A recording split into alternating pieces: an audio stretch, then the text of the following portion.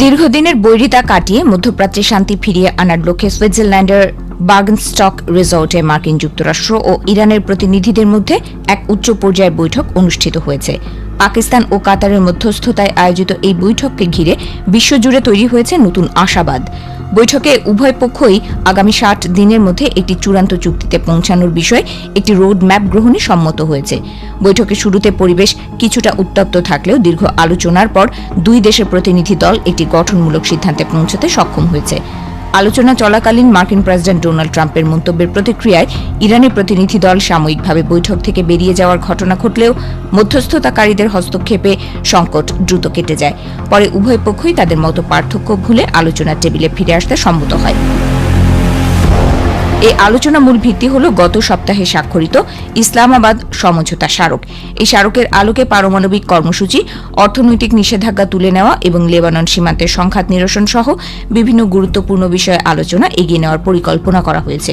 বৈঠকে অংশ নেওয়া উচ্চ পর্যায়ের কমিটিগুলো এখন নিয়মিত বিরতিতে রিপোর্ট প্রদান করবে এবং বিভিন্ন বিশেষজ্ঞ দল চূড়ান্ত চুক্তি সম্পাদনের পথে কাজ করবে। বৈঠকে অংশ নেওয়া মার্কিন প্রতিনিধি দলের নেতৃত্বে ছিলেন ভাইস প্রেসিডেন্ট জেডি ভ্যান্স এবং ইরানের প্রতিনিধি দলের নেতৃত্ব দেন পার্লামেন্ট স্পিকার মোহাম্মদ বাঘের গালিবাফ। দুই দেশের পক্ষ থেকেই এই আলোচনাকে একটি ঐতিহাসিক উদ্যোগ হিসেবে অভিহিত করা হয়েছে। মার্কিন ভাইস প্রেসিডেন্ট জেডি ভ্যান্সের মতে এটি নতুন সম্পর্কের সূচনা হতে পারে, যা কেবল মধ্যপ্রাচ্য নয় বরং বিশ্বজুড়ে শান্তি ও সমৃদ্ধি বয়ে আনতে সক্ষম। আলোচনার অন্যতম প্রধান এজেন্ডা ছিল হরমুজ প্রণালীতে বাণিজ্যিক জাহাজ চলাচলের নিরাপত্তা নিশ্চিত করা। ইরান এবং যুক্তরাষ্ট্রের মধ্যে চলমান উত্তেজনার জেরে এই গুরুত্বপূর্ণ জলপথ বারবার বন্ধ হওয়ার শঙ্কা তৈরি হয়েছিল।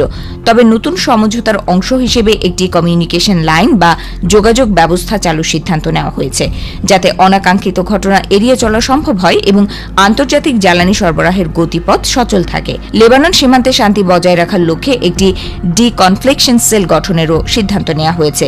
পাকিস্তান ও কাতারের সহায়তায় গঠিত এই ব্যবস্থা লেবাননে চলমান সামরিক অভিযান নজরদারি করবে। উভয় দেশের সামরিক ও কূটনৈতিক প্রতিনিধিদের সমন্বয়ে এই সেলটি কাজ করবে, যা মূলত যুদ্ধবিরতি লঙ্ঘনকারী পক্ষগুলোকে শনাক্ত করতে সাহায্য করবে। পাকিস্তানের প্রধানমন্ত্রী শাহবাজ শরীফ, যিনি এই আলোচনার অন্যতম গ্যারান্টার হিসেবে ভূমিকা পালন করছেন, তিনি বৈঠকের ফলাফল নিয়ে বেশ আশাবাদী। তিনি আশা প্রকাশ করেন যে এই আলোচনা আগামী দিনগুলোতে আরও কার্যকর ও ফলপ্রসূ হবে। তার মতে সংলাপ এবং কূটনীতিই হল শান্তি প্রতিষ্ঠার একমাত্র পথ, যা মধ্যপ্রাচ্যের অস্থিরতা কমাতে গুরুত্বপূর্ণ ভূমিকা রাখবে। বৈঠক শেষে মধ্যস্থতাকারী দেশ কাতার ও পাকিস্তান এক যৌথ বিবৃতিতে জানিয়েছে যে আলোচনা অত্যন্ত গঠনমূলক এবং ইতিবাচক পরিবেশে সম্পন্ন হয়েছে। আগামী ৬০ দিনের মধ্যে একটি চূড়ান্ত রূপরেখা তৈরির লক্ষ্য নিয়ে কাজ শুরু হয়েছে, যা কয়েক দশকের পুরনো মার্কিন ইরান আস্থার সংকট নিরসনে একটি মাইল ফলক হয়ে থাকবে। বিশ্ব নেতারা এখন এই আলোচনার বাস্তব রূপায়ণের দিকে তাকিয়ে আছেন।